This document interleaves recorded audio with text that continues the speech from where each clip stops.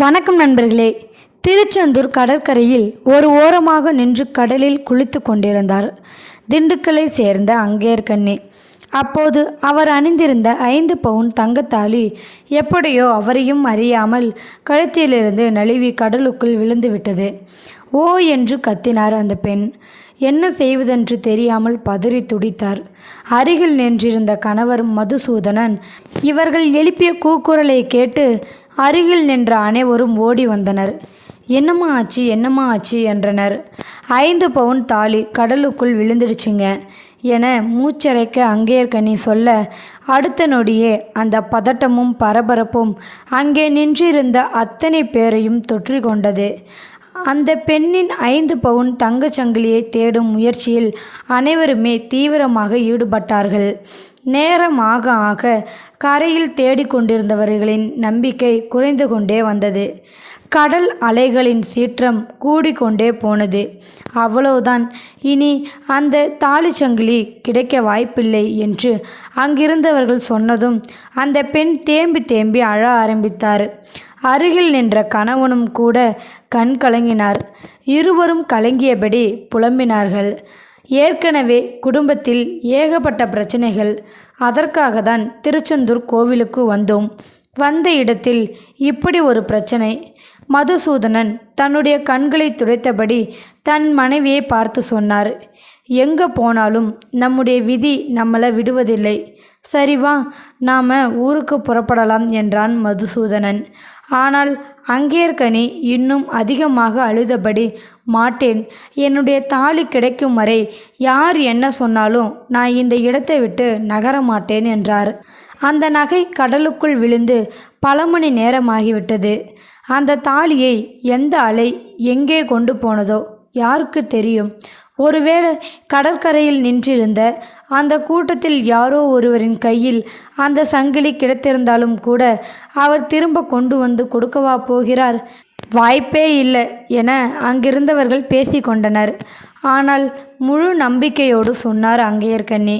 கிடைக்கும், நிச்சயமாக கிடைக்கும், எப்படியாவது எனக்கு என் தாலி கிடைக்கும் என்றார்.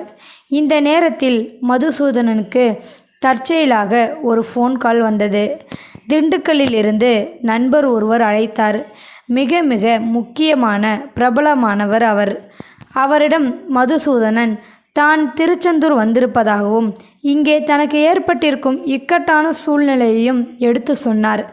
விஷயத்தை முழுவதுமாக கேட்ட நண்பர், ஒன்று செய்யுங்கள் மதுசூதனன், நேரடியாக போலீஸ் ஸ்டேஷன் போய் புகார் செய்யுங்கள், தேவைப்பட்டால் என்னுடைய பெயரையும் சொல்லுங்கள் என்றார். அடுத்த நிமிடமே காவல் நிலையம் போனார் மதுசூதனன். விஷயத்தை கேள்விப்பட்ட போலீசார் கடற்கரைக்கு விரைந்து வந்தார்கள். உடனடியாக கடலில் சிப்பி சேகரிக்கும் தொழிலை செய்யும் ஆட்களை வரவழைத்தார்கள். சுமார் 50 பேர் முழு மூச்சாக கடலில் இறங்கி தேட ஆரம்பித்தார்கள். அந்த பெண் அங்கேற்கண்ணி கடற்கரை ஓரமாக நின்று கைகளை குவித்து கண்ணீர் வடித்தபடி முருகனுக்கு எத்தனை பெயர்கள் உண்டோ அத்தனையையும் சொல்லி மனமுருக வேண்டிக் கொண்டிருந்தார். இடைவிடாமல் முருகனின் பெயர்களை உச்சரித்து கொண்டிருந்த அந்த பெண்ணின் குரலை மிஞ்சும் விதமாக உரத்த குரலில் ஒருவர் கத்தினார். கிடைச்சிடுச்சு, நகை கிடைச்சிடுச்சு. எல்லாருடைய கண்களும் குரல் வந்த திசையை நோக்கி திரும்பின. கையில் அந்த 5 பவுன் தங்க சங்கிலியை உயர்த்தி பிடித்து கொண்டு கடலில் இருந்து கரையை நோக்கி ஓடி வந்தார் ஒருவர். பளிச்சென அவரின் கையில் மின்னியது அந்த பெண்ணின் தாலி. பேச முடியாமல் அந்த பெண்ணின் குரல் உடைந்து போனது.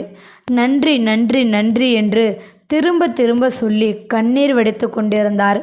காவல்துறையினர் கூட அந்த மனிதருக்கு நன்றி சொன்னார்கள்.